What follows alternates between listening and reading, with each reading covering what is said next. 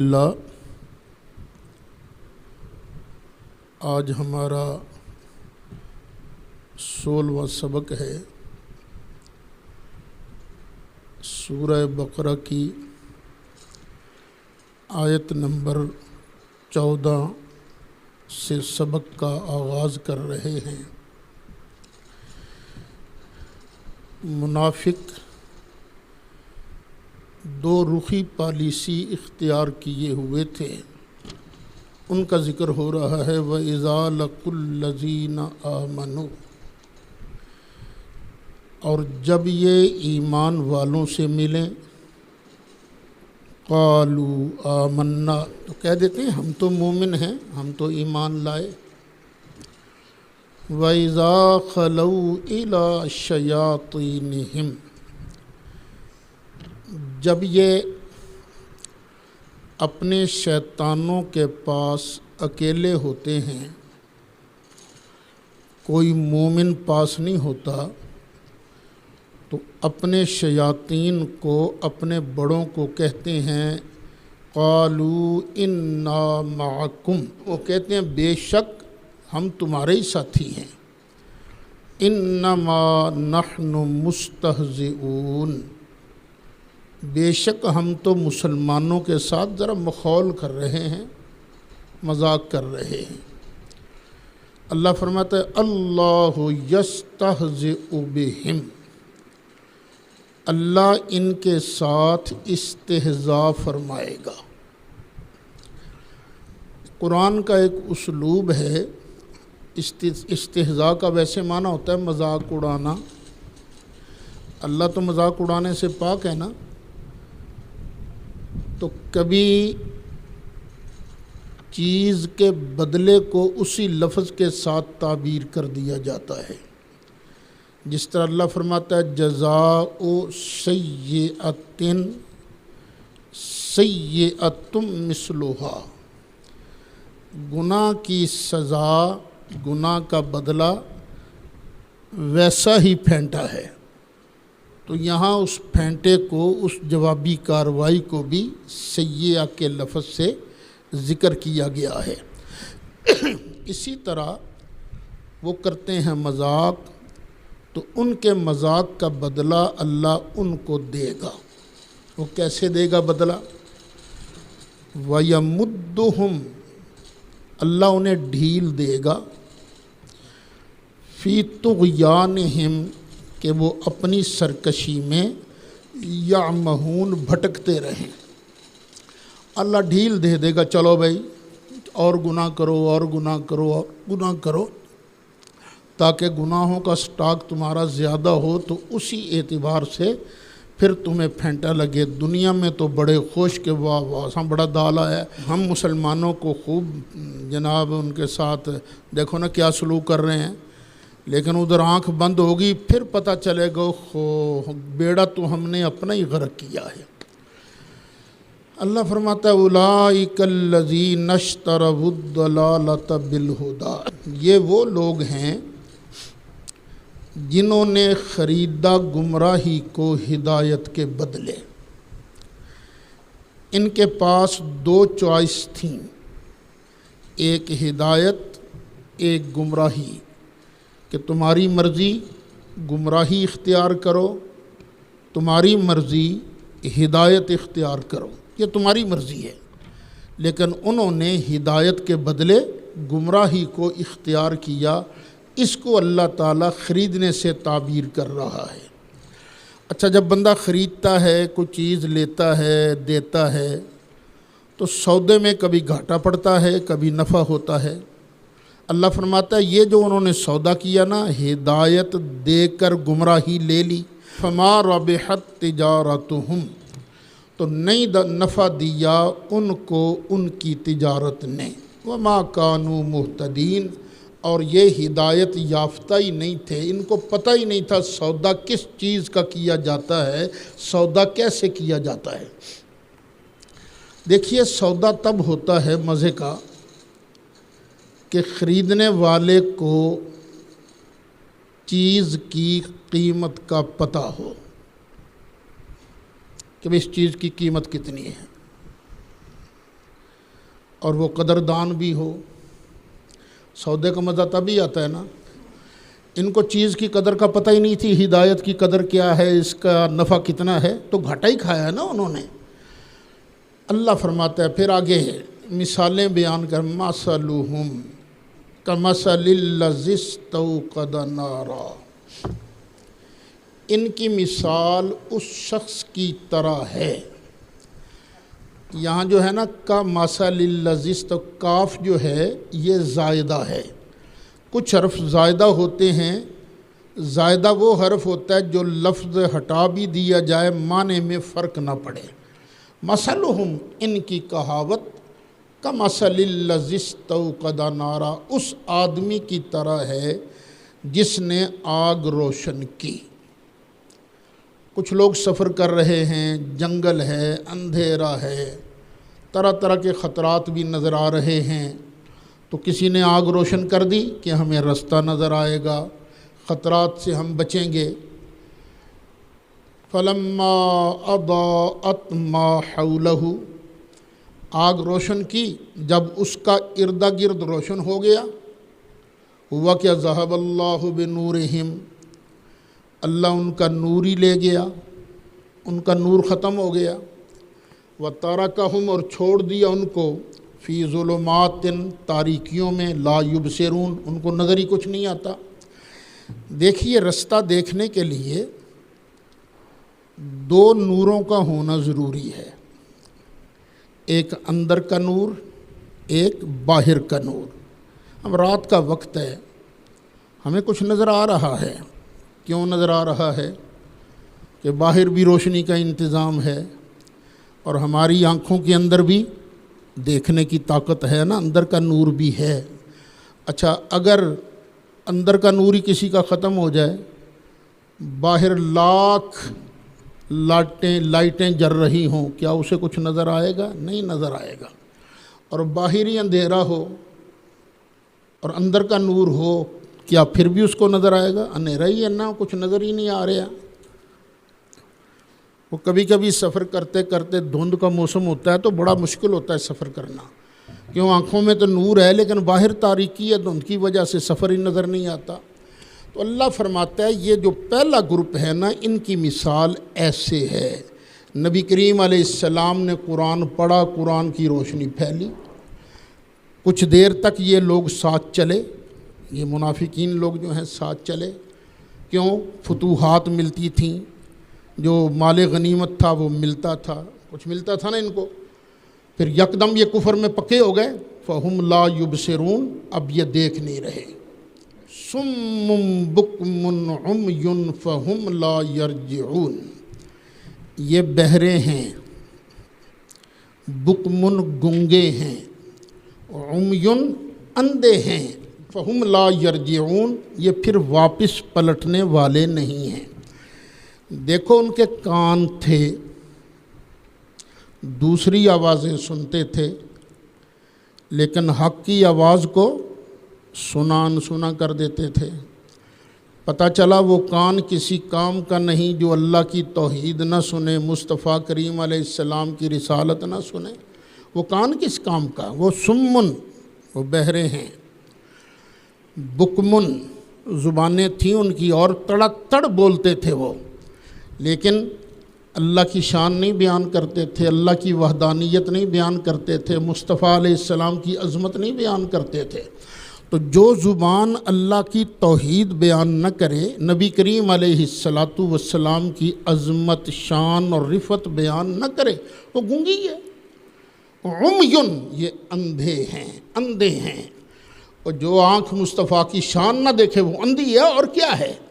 فہم لا یرجعون، وہ واپس نہیں آئیں گے۔ کیوں؟ اس لیے کہ ان کے کرتوت ہی ایسے ہیں جن کی وجہ سے ان کے دلوں پر مہر لگ گئی ہے۔ اس کو ختم اللہ علی قلوبہم کے ساتھ ملا کر پڑھو۔ دوسری مثال، او کصیب من السماء، یا جس طرح آسمان سے زور کی بارش ہو رہی ہو، زور کا میںہ پڑ رہا ہو، فیہ ظلمات، تو اس میں اندھیریاں بھی ہوتی ہیں، ورعد اور کڑک بھی ہوتی ہے، کڑک کی آواز نہیں آتی ہیں، وبرق اور بجلی ہوتی ہے، یجعلون اصابعہم فی آذانہم، تو یہ منافق کیا کرتے ہیں، اپنے کانوں میں انگلیاں ٹھونس لیتے ہیں تاکہ کڑک کی آواز نہ آئے، من السوائے کے کڑک کی وجہ سے، حذر الموت موت سے ڈرتے ہوئے، واللہ محیط بالکافرین اور اللہ تعالیٰ کافروں کو گھیرے میں لیے ہوئے ہے، گھیرنے والا ہے، کوئی اللہ کی پکڑ سے باہر نہیں ہے۔ یہ دوسرا گروپ تھا منافقوں کا، قرآن اتر رہا تھا، آسمان سے تیز بارش اتر رہی تھی، فیہ ظلمات، اس میں تکلیفیں بھی ہیں، اسلام کوئی ایسے تھوڑی نہیں ہے، پولے پولے پیران نال اسلام تے نہیں آਉਂدا نا، تو اسلام کے اندر تو بھوک بھی برداشت کرنی پڑتی ہے، اسلام کے اندر تو جہاد بھی کرنا پڑتا ہے، مرنا بھی پڑتا ہے، مارنا بھی پڑتا ہے، تو اس میں اندھیریاں بھی، ورعد اور کڑک بھی ہے، اور برق اور بھی طرح طرح کی مصیبتیں تکلیفیں بھی ہیں۔ تو یہ لوگ نا یہ اپنے کانوں میں انگلیاں دے لیتے ہیں، نہیں چلتے اسلام کے ساتھ۔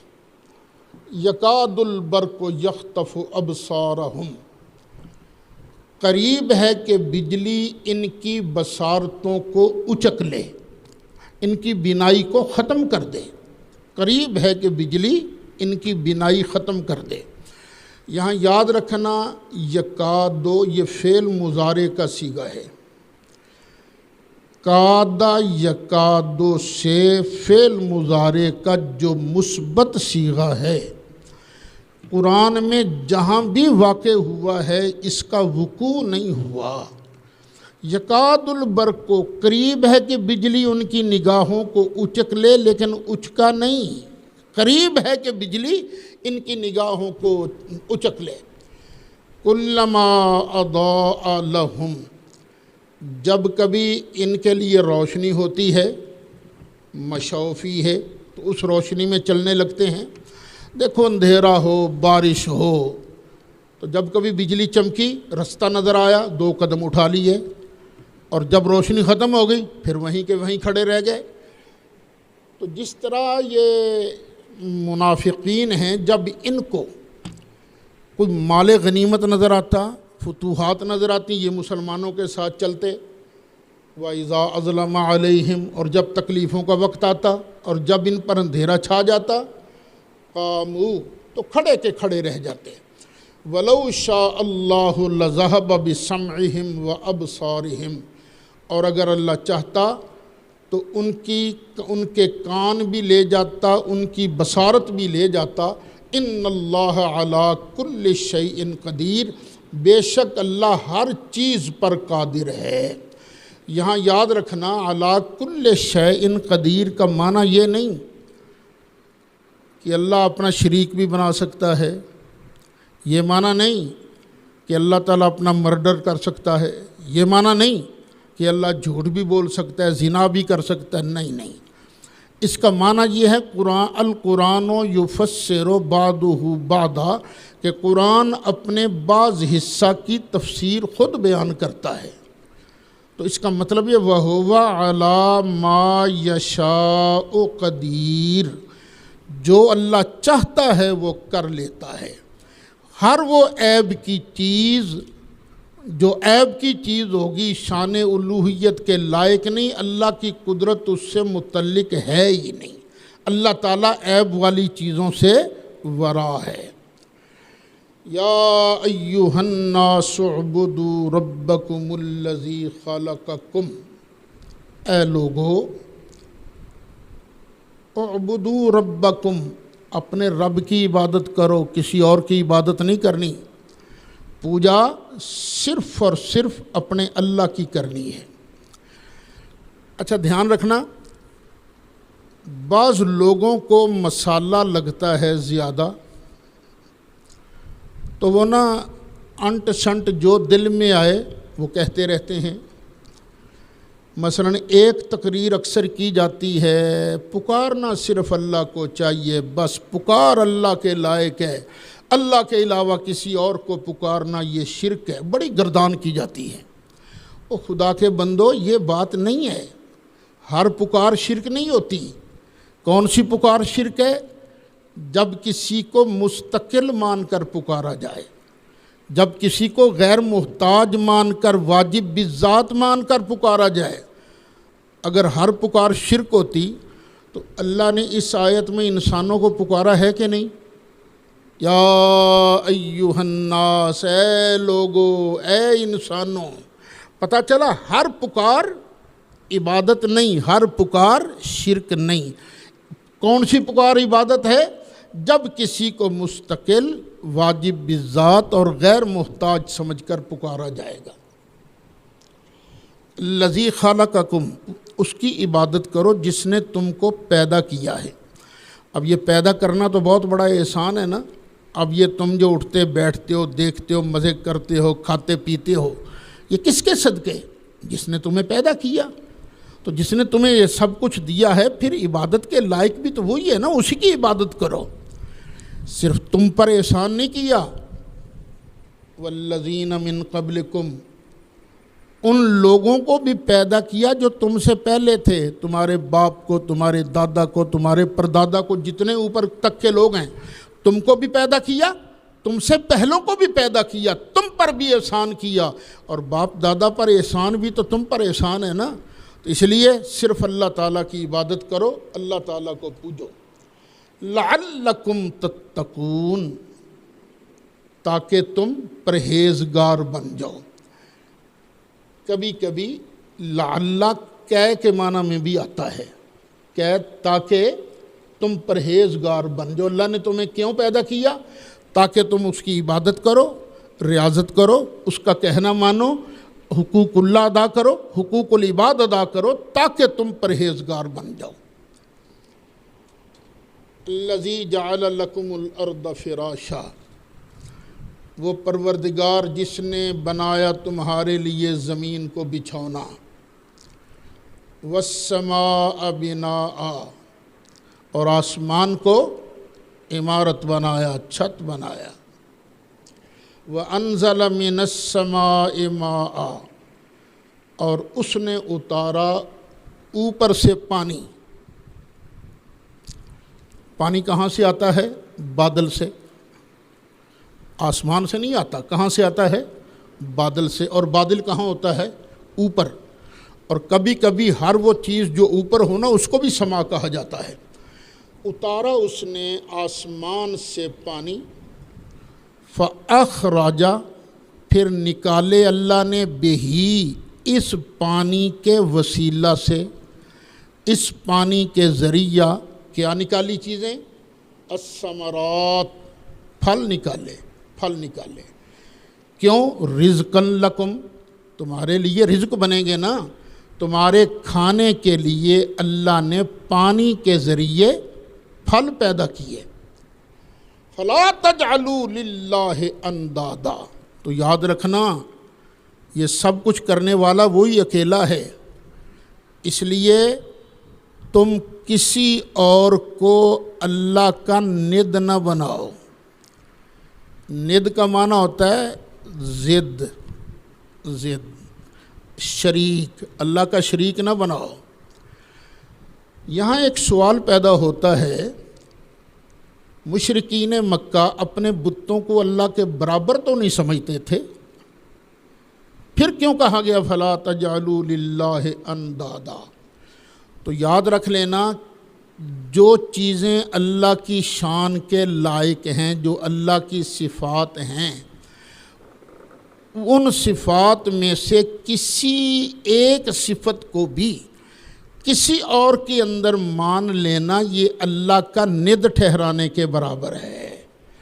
وہ چونکہ یہ لائق عبادت ہونا صرف اللہ کی صفت ہے نا، تو وہ لائق عبادت اپنے بتوں کو بنایا کرتے تھے، بتوں کو کہا کرتے تھے۔ فرمایا فَلَا تَجْعَلُوا لِلَّهِ أَنْدَادًا وَأَنْتُمْ تَعْلَمُونَ، تم جانتے ہو، جان بوجھ کر تو اللہ کا شریک نہ بناؤ، اللہ کے برابر نہ کسی کو بناؤ۔ اللہ کے برابر کوئی بھی نہیں، نہ کوئی نبی، نہ کوئی ولی، کوئی اللہ کے برابر نہیں ہے۔ سارے کے سارے اللہ کے محتاج ہیں۔ کائنات میں صرف ایک ہستی ہے جو کسی کی محتاج نہیں، وہ کون سی ذات ہے؟ اللہ۔ اسی کی عبادت کرنے کا اللہ تعالیٰ نے حکم دیا ہے۔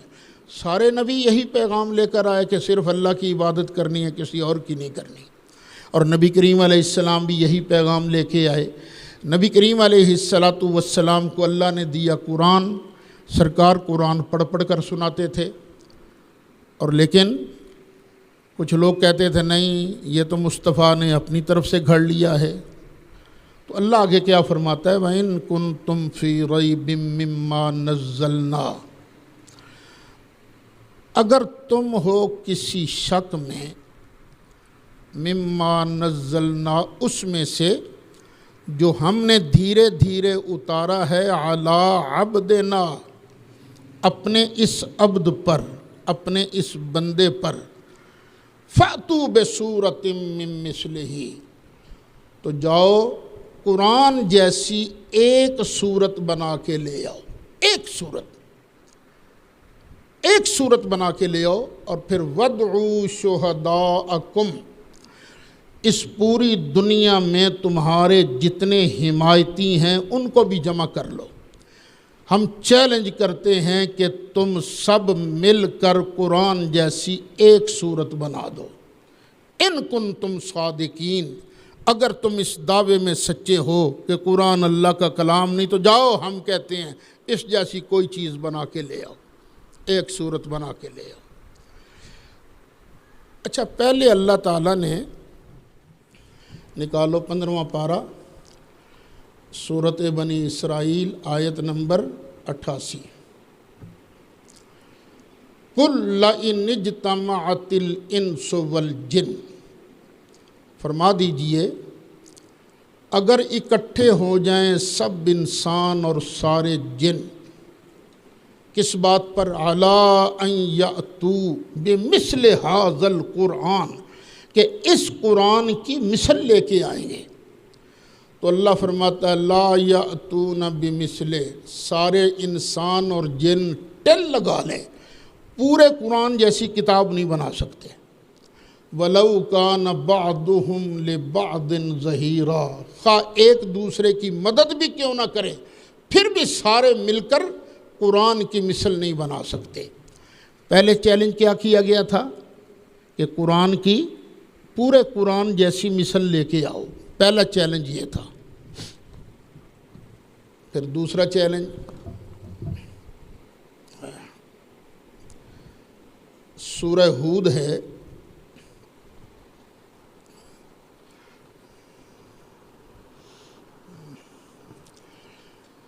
سورہ ہود ہے، آیت نمبر 14 ہے، 12واں پارہ ہے۔ ام یقولون افترا، کیا یہ کہتے ہیں کہ مصطفیٰ نے اس قرآن کو اپنی طرف سے گھڑ لیا ہے؟ قل، محبوب کر چیلنج، فاتوا بعشر سور مثلہ، قرآن جیسی 10 صورتیں بنا کے لاؤ، 10 صورتیں بنا کے لاؤ، مفتریات، ایسی ہی بنائی ہوئی۔ چلو نا، اگر مصطفیٰ نے قرآن گھڑا ہے تو مصطفیٰ بھی تو بشر ہے نا، انسان ہیں، اگر ان کا کلام ہوتا تو تم ان جیسا بنا سکتے تھے؟ یہ ان کا اپنا کلام نہیں، یہ تو میں اللہ کا کلام ہے۔ چلو، اگر تمہیں شک ہے، تم کہتے ہو نہیں مصطفیٰ نے اپنی طرف سے گھڑا ہے، تو چلو ہم پورے قرآن والا چیلنج تو ہم چھوڑتے ہیں، اب دوسرا چیلنج کرتے ہیں۔ چلو 10 آیتیں اس طرح کی گھڑ کے لے آؤ، چلو لے آؤ۔ وَادْعُوا مَنِ اسْتَطَعْتُم مِّن دُونِ اللَّهِ، اور اللہ کے علاوہ جو بھی تمہیں ملتا ہے نا، لے آؤ اس کو، ان کنتم صادقین، اگر تم سچے ہو۔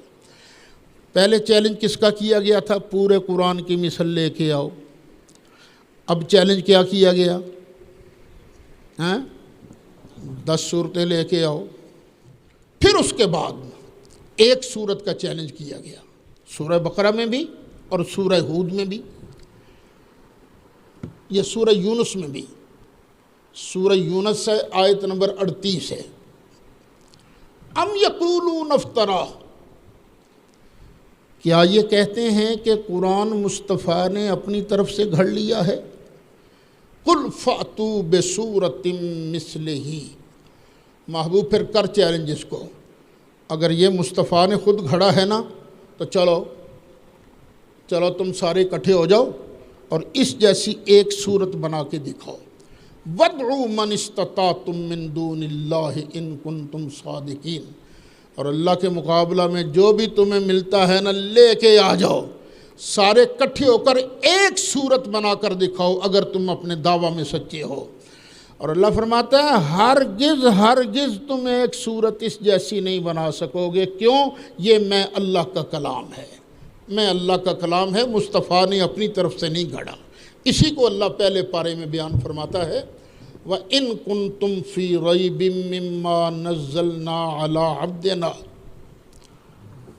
فَأْتُوا بِسُورَةٍ مِّن مِّثْلِهِ وَادْعُوا شُهَدَاءَكُم مِّن دُونِ اللَّهِ إِن كُنتُمْ صَادِقِينَ۔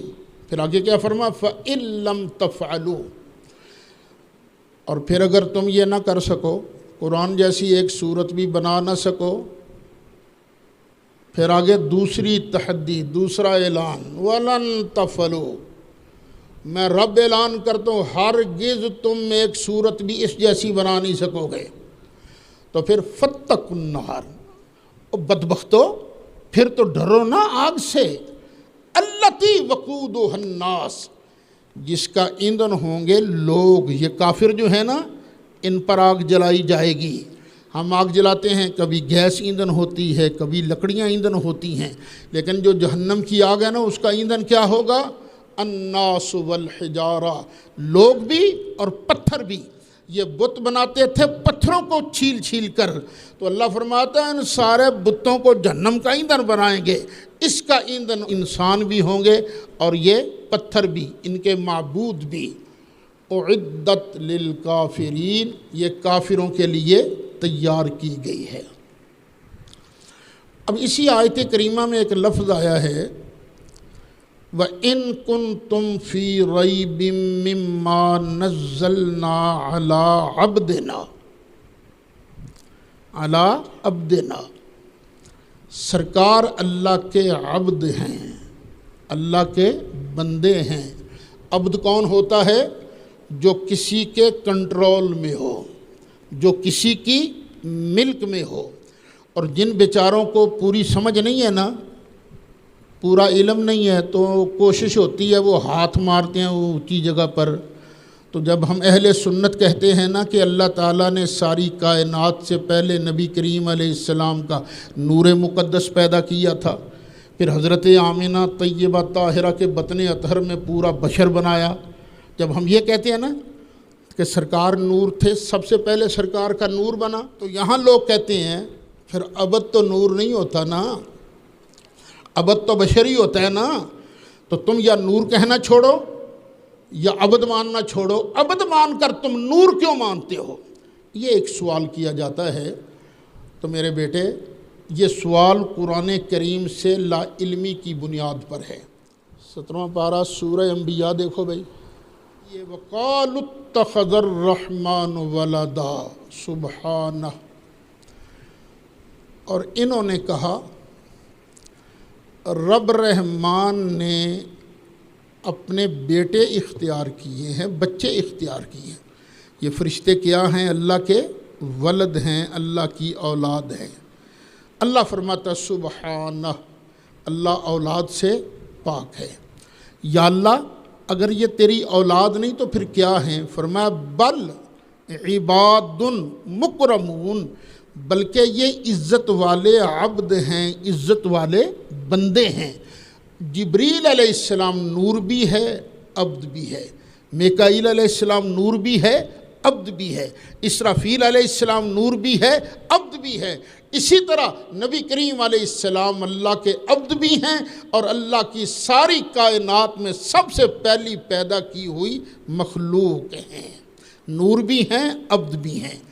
یہاں ایک بات ذہن نشین کرتے جانا، کچھ عقائد ہوتے ہیں قطعی، کچھ عقائد ہوتے ہیں ظنی، نبی کریم علیہ السلام کا بشر ہونا یہ عقیدہ قطعیہ ہے، اور نبی کریم علیہ السلام کا نور ہونا یہ عقیدہ ظنیہ ہے۔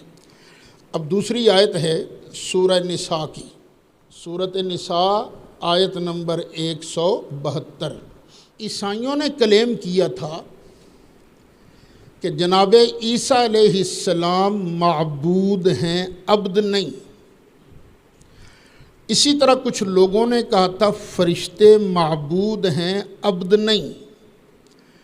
تو اللہ تعالیٰ نے ارشاد فرمایا لن یستنکف المسیح ان یکون عبدا للہ وللملائکۃ المقربون، مسیح بھی اللہ کا عبد ہونے میں کوئی شرم محسوس نہیں کرتے، اور نہ ہی مقرب فرشتے اللہ کا عبد بننے میں کوئی نفرت یا شرم محسوس کرتے ہیں، نہیں۔ پتہ چلا قرآن سے حضرت مسیح بھی عبد، نبی کریم علیہ السلام بھی عبد، ملائکہ مقربین بھی عبد۔ ملائکہ مقربین خلقت الملائکۃ من نور، اللہ کے سارے فرشتے نور سے پیدا کیے گئے ہیں، سارے فرشتے نوری ہیں، نور ہو کر عبد بھی ہیں۔ جبریل نور بھی ہے، عبد بھی ہے، میکائیل نور بھی ہے، عبد بھی ہے، اسرافیل نور بھی ہے، عبد بھی ہے، عزرائیل نور بھی ہے، عبد بھی ہے، اور میرے مصطفیٰ علیہ السلام نور بھی ہیں اور عبد بھی ہیں۔ یہاں پہلے کافروں کو جہنم سے ڈرایا گیا، جو اللہ کے احکامات نہیں مانتے تھے، اور جو ماننے والے ہیں ان کو پھر خوشخبری دی گئی۔ فرمایا وَبَشِّرِ الَّذِينَ آمَنُوا وَعَمِلُوا الصَّالِحَاتِ، محبوب خوشخبری دے دیجئے ان لوگوں کو جنہوں نے ایمان قبول کیا اور اچھے عمل کیے۔ اچھا یہاں غور کیجئے گا، جہاں پر ایمان اور عمل صالح کٹھے بیان ہوتے ہیں نا، بالعموم، ہر جگہ تو نہیں، بالعموم ایمان پہلے آتا ہے اور عمل صالح بعد میں آتا ہے۔ کیسے ہے آیت والتین والزیتون وطور سینین وہذا البلد الامین لقد خلقنا الانسان فی احسن تقویم ثم رددناہ فی اسفل السافلین۔ آگے الا الذین آمنوا وعملوا الصالحات، اسفل السافلین میں ایمان والے نہیں جائیں گے، ایمان پہلے عمل صالح بعد میں۔ والعصر ان الانسان لفی خسر الا الذین آمنوا وعملوا الصالحات، سارے انسان گھاٹے میں ہیں سوائے ان کے جو ایمان لائے اور اچھے کام کیے۔ ایمان پہلے اور عمل صالح بعد میں، کیوں؟ تاکہ پتہ چل جائے لوگوں کو جس عمل سے پہلے ایمان ہوگا وہ عمل اللہ کی بارگاہ میں قبول ہوگا، اور جس عمل سے پہلے ایمان نہیں ہوگا وہ اللہ کی بارگاہ میں قبول نہیں ہوگا۔ اس لیے ہم اہل سنت و جماعت یہ بیان کرتے رہتے ہیں، لوگوں کی خدمت میں گزارش کرتے رہتے ہیں، اپنے اعمال کی ویلیو اگر چاہتے ہو تو مصطفیٰ کریم علیہ الصلاۃ والسلام سے محبت کرو۔ سرکار کی محبت کے بغیر الا لا ایمان لمن لا محبت لا، اور خبردار مصطفیٰ کی محبت کے بغیر ایمان ہی کوئی نہیں۔ الا لا ایمان لمن لا محبت لا، الا لا ایمان لمن لا محبت لا۔ تو جس کے دل میں سرکار کی جتنی محبت ہوگی اتنا ہی اس کا ایمان قوی ہوگا۔ اور پھر محبت کا ثمرہ بھی ہوتا ہے، وہ جھوٹی محبت ہوتی ہے کہ بندہ آکھے میں آکھے تے نہیں لگنا پر مینوں پیار بڑا ہے، نہیں، وہ پیار ہوتا ہی نہیں ہے۔ پیار اصل میں ہوتا ہی وہ ہے جب وہ محبوب کہے تو بندہ پلک جھپکنے سے پہلے اس کام کے لیے ریڈی ہو۔ ابا کہے پتر مینوں پیڑ ہو رہی ذرا لتاں تے گھٹ، ابا جی اللہ دی قسم تسی سونے بڑے ہو، آکھے پتر لتاں گھٹ، نہیں ابا جی بڑے چنگے ہو تسی۔ اس کا کہنا نہ مانے تو کیا فائدہ اس زبانی کلامی تعریف کا؟ تو اہل سنت کو سوچنا چاہیے، صرف نعتیں پڑھنے سے کام نہیں چلے گا، وہ بھی بہت بڑا اجر ہے، میں یہ نہیں کہتا کہ اجر نہیں ہے، لیکن نعتیں پڑھنا اور سرکار کے کہنے پر نہ چلنا، یہ سچی محبت تو نہیں ہے نا۔ سچی محبت ہو تو بندہ پھر محبوب کے اشارے پر ہی اپنے کام کرنے کو تیار ہو جائے۔ وَبَشِّرِ الَّذِينَ آمَنُوا وَعَمِلُوا الصَّالِحَاتِ، ان کو مبارک دے دیجیے، اَنَّ لَهُمْ جَنَّاتٍ، کہ ان کے لیے ہیں جنتیں، تجری من تحتها الانہار، ان جنتوں باغوں کے نیچے سے نہریں جاری ہیں۔ پہلے بھی بیان کر چکا ہوں، باغ ہوتے ہیں دو طرح کے، ایک نہر کے بغیر، ایک نہر والا۔ جس باغ کے اندر نہر نہ ہو نا، وہ اتنا قیمتی بھی نہیں ہوتا، اتنا سونا بھی نہیں ہوتا، اور جس باغ کے اندر نہریں رواں دواں ہوں، درمیان میں سے نہر جاری ہو، تو وہ کتنا حسین منظر ہوتا ہے۔ اور جنت میں جائیں گے نا انشاءاللہ تو بڑا شاندار نظارہ ہوگا۔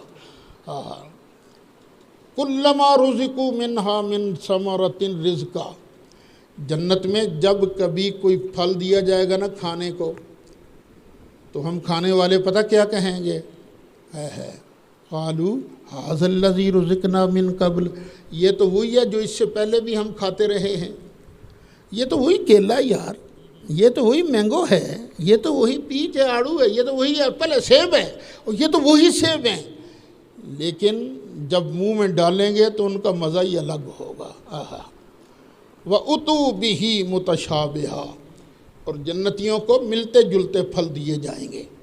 یہ بھی ایک مطلب ہے کہ جو پہلا پھل دیا گیا تھا نا، دوسرا پھل ہوگا اسی شکل کا، لیکن ان کا سواد وکھرائی ہوگا، ٹیسٹ الگ ہوگا۔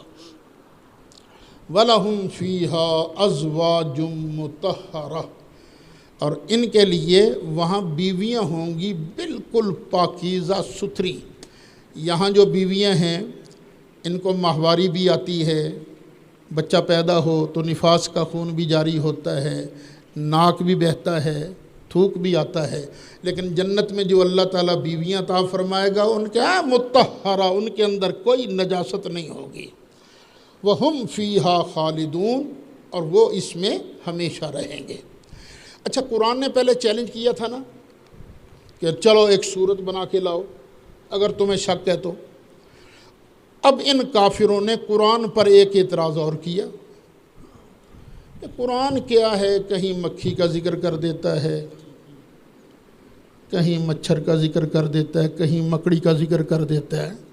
یہ ذلیل و خسیس چیزیں جو ہیں، ان کا ذکر بھلا اللہ کے کلام کے لائق ہے؟ قرآن نے فرمایا نہ ہوئے ان کو تم اپنا معبود مانتے ہو، ان کے آگے جو چڑھاوا چڑھا ہوا ہے نا، اگر مکھی اس میں سے ایک ذرہ بھی اٹھا لے نا، تو یہ جو تمہارے بت ہیں نا، اس مکھی سے اپنا رزق نہیں لے سکتے، چڑھاوا ان کا کھا جاتی ہے، مکھی لے کر چل جاتی ہے۔ اللہ نے جب مثالیں دی نا اس طرح کی، انہوں نے کہا یہ کیا بات ہو گئی، قرآن بھلا اللہ کا کلام ہے کہ اللہ کے کلام کے اندر مکھیوں کا ذکر ہوگا؟ اللہ کے کلام میں تو بڑی بڑی چیزوں کا ذکر ہونا چاہیے تھا۔ اللہ نے اس کا جواب دیا، ان اللہ لا یستحیی، بے شک اللہ حیا نہیں فرماتا، کس بات سے؟ ان یضرب مثلا، کہ اللہ مثال بیان فرمائے، ما بعودتن، جو مچھر ہو، فما فوقہا، یا مچھر سے کوئی اوپر والی چیز ہو، یعنی اوپر والی چیز سے دونوں چیزیں مراد ہیں۔ مچھر سے اوپر ہے جسامت میں بڑی، مچھر سے بڑی چیز بیان کر دی، یا مچھر سے بھی کمی کے اندر زیادہ کمی، مچھر سے بھی کوئی نیچی چیز اللہ بیان کر دے۔ اللہ تعالیٰ اللہ تو سمجھانا چاہتا ہے، اور تمہارے بت تو اتنے نکمے ہیں کہ مکھی جو ہے اس سے بھی اپنا سامان نہیں چھڑا سکتے، یہ کہے کہ معبود ہیں۔ فَأَمَّا الَّذِينَ آمَنُوا، تو جو ایمان والے ہیں، بہرحال جو ایمان والے ہیں، فَيَعْلَمُونَ، وہ جانتے ہیں، أَنَّهُ الْحَقُّ مِنْ رَبِّهِمْ، کہ بے شک یہ حق ہے ان کے رب کی طرف سے، رب نے سچ فرمایا ہے۔ إِنَّ أَوْهَنَ الْبُيُوتِ لَبَيْتُ الْعَنْكَبُوتِ، سب سے کمزور گھر تو یہ مکڑی کا ہوتا ہے۔ مکڑی نہیں بناتی جالے سے اپنا گھر بناتی ہے، یہ کوئی تکڑا ہے، یہ کوئی تکڑا گھر ہے؟ اللہ تو سمجھانے کے لیے بیان کرتا ہے نا، تو اللہ تعالیٰ جو بیان کرتا ہے تو ایمان والے کہتے ہیں یہ حق ہے ان کے رب کی طرف سے۔ وَأَمَّا الَّذِينَ كَفَرُوا، اور جو کافر ہیں فَيَقُولُونَ، وہ کہتے ہیں مَاذَا أَرَادَ اللَّهُ بِهَذَا مَثَلًا، اللہ نے اس مثال سے کیا چیز سمجھانے کا ارادہ کیا ہے ہیں؟ اللہ فرماتا ہے اب سن لو، دیکھو بارش برستی ہے، بارش ایک ہی ہوتی ہے، لیکن نیچے اگر زمین ہو، زرخیز زمین ہو، اس کے اندر بیج بھی پڑا ہوا ہو، تو اوپر والی بارش گرتی ہے تو پھر کھانے والے کے لیے نعمتیں پیدا ہوتی ہیں۔ وہی بارش اگر گندی جگہ پر پڑے تو جب گندی جگہ پر پڑتی ہے بارش تو وہی ہے، یہاں بو پیدا ہوتی ہے۔ کیوں؟ یہاں سے کیوں کھانے کے لیے بہترین سامان نکلا؟ بیج اچھا تھا۔ اور وہاں سے بدبو کیوں آئی؟ تھلے گند تھی، گند کی وجہ سے بدبو پیدا ہوئی۔ بارش کا قصور نہیں ہے، قصور ہوتا ہے اندر ہے کیا چیز۔ تو سن لو، یضل بہ کثیرا ویہدی بہ کثیرا، یہی مثالیں دے کر، یہی چیزیں بیان کر کے، اسی قرآن کے ذریعے، اسی مثال کے ذریعے اللہ کئیوں کو ہدایت دیتا ہے اور کئیوں کو گمراہ کرتا ہے۔ لیکن یہ گمراہ ہوتا کون ہے؟ کس کو گمراہی ملتی ہے؟ جس کے اندر گند ہوتا ہے، جس کے اندر بیج ہونا شاندار، تو وہاں سے پھل اگتا ہے، پھول اگتا ہے۔ وَيَهْدِي بِهِ كَثِيرًا وَمَا يُضِلُّ بِهِ إِلَّا الْفَاسِقِينَ، اور اللہ اس مثال کے ذریعے یا اس قرآن کے ذریعے صرف نافرمانوں کو گمراہ کرتا ہے جن کے اندر گند ہے۔ وہ گمراہ کون ہیں؟ الذین ینقضون عہد اللہ من بعد میثاقہ، جو توڑتے ہیں اللہ کے ساتھ عہد کو پکا کرنے کے بعد۔ اللہ کے ساتھ ایک پکا عہد کر لیا، پکا عہد کرنے کے بعد اس کو توڑ دیا، اللہ کے ساتھ بھی بے وفائی کی۔ وَيَقْطَعُونَ مَا أَمَرَ اللَّهُ بِهِ أَن يُوصَلَ وَيُفْسِدُونَ فِي الْأَرْضِ، اور ان کو اللہ گمراہ کرتا ہے جو توڑ دیتے ہیں اس تعلق کو جس تعلق کے جوڑنے کا اللہ نے حکم دیا ہے۔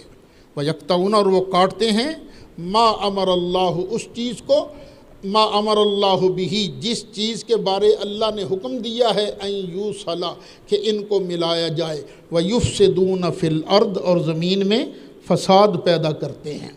سچا مومن وہی ہے جو اللہ کے ساتھ کیے ہوئے عہد کو نبھائے۔ اللہ نے عالم ارواح میں ہی ہم سے ایک عہد لیا تھا، ہم سب سے۔ کیوں بھئی؟ الستو بربکم، کیا میں تمہارا رب ہوں کہ نہیں ہوں؟ اس وقت میری روح بھی موجود تھی، آپ کی روح بھی موجود تھی، سب نبیوں کی روحیں موجود تھی، سرکار کی روح مقدس بھی موجود تھی۔ اللہ نے فرمایا الستو بربکم، کیا میں تمہارا رب نہیں؟ تو سب سے پہلے حضرت سیدنا امام باقر فرماتے ہیں، سب سے پہلے نبی کریم علیہ السلام کی روح پاک نے جواب دیا بلا، کیوں نہیں یا اللہ، تو ہی ہمارا رب ہے۔ کیونکہ سرکار سب سے پہلے بولے تھے نا، اس لیے بھی سرکار کو اول کہا جاتا ہے۔ سرکار اول ہیں، کیوں؟ نور بھی سب سے پہلے پیدا ہوا، اور جب اللہ نے عہد لیا تھا تو باقی بعد میں بولے، سب سے پہلے جواب نبی کریم علیہ السلام نے دیا تھا۔ وَيَقْطَعُونَ مَا أَمَرَ اللَّهُ بِهِ أَن يُوصَلَ، پھر اللہ نے حکم دیا ہے بھائی بھائی بن کے رہو۔ لیکن کئی لوگ ہیں خام خواہ لڑتے ہیں، شرارتیں کرتے ہیں، اور رشتہ داروں کا خیال نہیں کرتے، کبھی اس کا حق مار، کبھی اس کا حق مار، کبھی اس کی ہتک کر، کبھی اس کی ہتک کر۔ تو یہ لوگ ہیں جن کو پھر اللہ گمراہ کرتا ہے۔ بنتے حافظ ہیں، بنتے قاری ہیں، بنتے مولوی ہیں، لیکن جب اللہ کے ساتھ کیا ہوا وعدہ توڑا، رشتہ داریوں کو توڑا، تو پھر ایسے لوگوں کو اللہ گمراہ کرتا ہے۔ وَيُفْسِدُونَ فِي الْأَرْضِ، اور وہ زمین میں فساد کرتے ہیں۔ اولئک ھم الخاسرون، یہی لوگ ہیں خسارہ پانے والے، گھاٹا پانے والے۔ یہاں آپ کو ایک اور پرلطف بات سناتا ہوں۔ شیعہ حضرات ویسے تو بڑا دعویٰ کرتے ہیں کہ ہم سے بڑا محب اہل بیت کوئی نہیں، دعویٰ یہ کرتے ہیں، لیکن حقیقت کیا ہے؟ یہ ہے میرے ہاتھ میں تفسیر قمی، شیعہ حضرات کی معتبر تفسیر ہے۔ وہ اللہ نے فرمایا نا، ان اللہ لا یستحیی ان یضرب مثلا ما بعودہ، کہ اللہ مچھر کی مثال دینے سے بھی نہیں شرماتا، حیا نہیں فرماتا، دیتا ہے مچھروں کی مثال۔ اب ان کی تفسیر میں لکھا ہے، پتہ ہے مچھر کون ہے اور مچھر سے اوپر والی چیز کون سی ہے؟ عن عبداللہ علیہ السلام، حضرت امام جعفر صادق سے روایت ہے، ان ھذا المثل ضربہ اللہ لامیر المؤمنین علیہ السلام، یہ اللہ نے کہاوت بیان کی ہے حضرت امیر المؤمنین علی مرتضیٰ علیہ السلام کی، فالبعودۃ امیر المؤمنین علیہ السلام، تو مچھر ہیں حضرت علی مرتضیٰ، وما فوقہا رسول اللہ صلی اللہ علیہ وسلم، اور مچھر سے اوپر والی چیز ہے نبی کریم علیہ السلام۔ توبہ توبہ، ہم اہل سنت حضرت علی کو مچھر کہتے ہیں؟ نہیں، ہم تو کیا کہتے ہیں؟ علی شیر خدا ہیں، علی تو مولا ہیں، مولا علی ہیں۔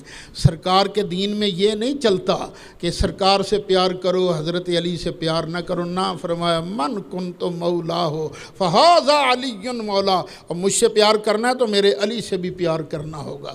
یہ حضرت علی کو مچھر قرار دینا یہ کون سی محبت کی بات ہے؟ یہ محبت کی بات نہیں، وہ تو شیر خدا ہیں، اسد اللہ ہیں، اللہ کے شیر ہیں، اسد و رسول ہی، اللہ کے پیارے رسول کے شیر ہیں۔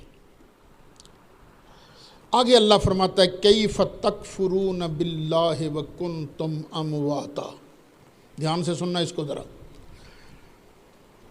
تم کیسے اللہ کا انکار کر سکتے ہو؟ تمہاری اپنی پوزیشن کیا ہے؟ وکنتم امواتا، تم تو پہلے بے جان تھے ہی کچھ نہیں۔ کیا تھے تم پہلے ہم لوگ کیا تھے؟ کچھ بھی نہیں۔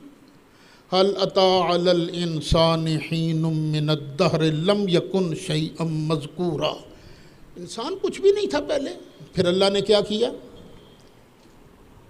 فاحیاکم، پھر تمہیں زندہ کیا، اور زندہ کہاں کیا؟ ماں کے پیٹ میں۔ کب؟ جب 4 ماہ کی عمر تھی، 4 ماہ کی عمر میں روح ڈالی گئی۔ فاحیاکم، پھر اللہ نے تم کو زندہ کیا۔ ثم یمیتکم، پھر اللہ تم کو موت دیوے گا۔ جو ہم زندہ لوگ ہیں نا، ہم نے سدا یہاں نہیں رہنا، پھر اللہ ہمیں موت دیوے گا، موت آئے گی۔ ہر کسی نے مرنا ہے، جس طرح آج ہمارے مولانا عبدالتواب صاحب چھروی رحمۃ اللہ علیہ وہ فوت ہو گئے، موت آ گئی ان پر۔ اچھا، پہلے ہم کچھ نہیں تھے، پھر اللہ نے کیا زندہ کرنے کے بعد پھر ہمیں کیا دے گا اللہ؟ موت، پھر یمیتکم، اللہ موت دے گا۔ ثم یحییکم، پھر اللہ تمہیں زندہ کرے گا، پھر زندہ کرے گا۔ کب زندہ کرے گا؟ قیامت کے دن، پھر اللہ قیامت کے دن تمہیں زندہ کرے گا۔ ثم الیہ ترجعون، پھر تم اللہ کی بارگاہ میں لوٹائے جاؤ گے، وہاں جا کے تمہیں حساب کتاب دینا پڑے گا۔ یہ اللہ تعالیٰ اللہ کہتا ہے تم کس منہ سے انکار کر سکتے ہو میرا؟ میں تو اتنی شانوں والا ہوں۔ جو اللہ نیست سے تمہیں ہست میں لا سکتا ہے، وہ تمہیں دوبارہ بھی مرنے کے بعد اللہ زندہ فرمائے گا۔ اچھا، یہاں پر ایک یہ دنیا کی زندگی بیان ہوئی، ایک آخرت کی زندگی بیان ہوئی، لیکن ایک تیسری زندگی بھی ہے۔ وہ کون سی ہے؟ دنیا اور آخرت کی زندگی کے درمیان قبر والی زندگی، برزخ والی زندگی، اس کو صراحتاً بیان نہیں کیا گیا۔ یہاں پر لوگوں کو غلطی لگتی ہے کہ وہ جی اس کا مطلب ہے اندر والی درمیان والی زندگی ہے ہی کچھ نہیں۔ تو مجھے جو سمجھ آیا ہے وہ یہ ہے کہ یہ جو زندگی ہے، میں بول رہا ہوں، تم مجھے زندہ دیکھ رہے ہو، تم سب پڑھ رہے ہو، بیٹھے ہوئے ہو، سن رہے ہو، غور سے میری طرف آنکھیں تمہاری متوجہ ہیں، میں تمہیں دیکھ رہا ہوں، مجھے تمہاری زندگی کا احساس ہے، تمہیں میری زندگی کا احساس ہے۔ اور میدان محشر میں بھی ہر بندہ دوسرے بندے کو زندگی کا احساس کرے گا، چلتے پھرتے نظر آئیں گے، بولتے روتے نظر آئیں گے سارے، یہاں بھی احساس ہے وہاں بھی احساس ہے۔ لیکن قبر والی زندگی ہے تو صحیح، لیکن وہ ایسی ہے کسی دوسرے کو پتہ نہیں چلتا۔ بل احیاء، قرآن کہتا ہے نا یہ شہید ہیں زندہ، ولکن لا تشعرون، لیکن تمہیں ان کی زندگی کی سمجھ نہیں، وہ نظر نہیں آتی۔ اسی طرح قبر والے زندہ تو ہیں، لیکن کیسے زندہ ہیں جو ہمیں نظر نہیں آتے۔ زبان مصطفیٰ نے کہہ دیا، ہم ایمان لے آئے۔ اس کے بعد اللہ تعالیٰ نے ارشاد فرمایا هو الذی خلق لکم ما فی الارض جمیعا، اللہ وہ ہے جس نے تمہارے فائدے کے لیے، تمہارے نفع کے لیے پیدا کیا جو کچھ زمین میں ہے سب کو، زمین کی ہر چیز کو اللہ نے تمہارے نفع کے لیے پیدا فرمایا۔ ہر چیز کس کے نفع کے لیے بنی؟ ہمارے نفع کے لیے، ہر چیز، یہ اللہ فرما رہا ہے۔ یہیں سے ایک قانون بنا، الاصل فی الاشیاء الاباحہ، چیزوں میں اصل کیا ہے؟ اباحت۔ ہر چیز جب ہمارے نفع کے لیے بنی ہے تو پھر ہر چیز ہمارے لیے جائز بھی ہے۔ ہاں، جن چیزوں کا نقصان تھا اللہ رسول نے حرام کر دی، یہ بھی حرام، یہ بھی حرام، یہ بھی حرام، یہ بھی حرام۔ اور جن چیزوں کو اللہ رسول نے حرام نہیں کیا وہ ساری کی ساری ہمارے لیے حلال ہیں اور جائز ہیں۔ تو یہ ذرا لکھو، اس کو ذرا نوٹ کرو اچھی طرح کہ اس آیت سے نتیجہ یہ نکلا کہ چیزوں میں اصل کیا ہے؟ اباحت ہے۔ اباح کا معنی ہے جائز ہونا، مباح ہونا۔ اب دیکھیے، آپ لوگ بوتل پیتے ہو، بوتل کا ذکر قرآن و حدیث میں آیا کسی جگہ کہ بوتل پی لیا کرو؟ نہیں آیا۔ تو کیوں پیتے ہیں ہم لوگ؟ اس لیے کہ اللہ نے ہر چیز ہمارے نفع کے لیے بنائی ہے۔ جو چیز منع تھی اللہ نے اس سے منع کر دیا، جو نقصان دہ تھی اللہ نے روک دیا اس سے۔ اللہ نے فرمایا شراب تم پر حرام ہے، یہ مردار تم پر حرام ہے، زنا تم پر حرام ہے۔ تو جب تک اللہ تعالیٰ اور اس کا پیارا رسول کسی چیز سے روک نہ دے وہ چیز بندے کے لیے جائز ہوتی ہے۔ اس پر میں کچھ تفصیلی گفتگو کروں گا انشاءاللہ آئندہ سبق کے اندر۔ بس اتنا اس کو ذہن میں رکھ لیجئے کہ هو الذی خلق لکم ما فی الارض جمیعا، یہ آیت دلیل ہے اس بات کی کہ ہر چیز ہمارے لیے جائز ہے۔ مولا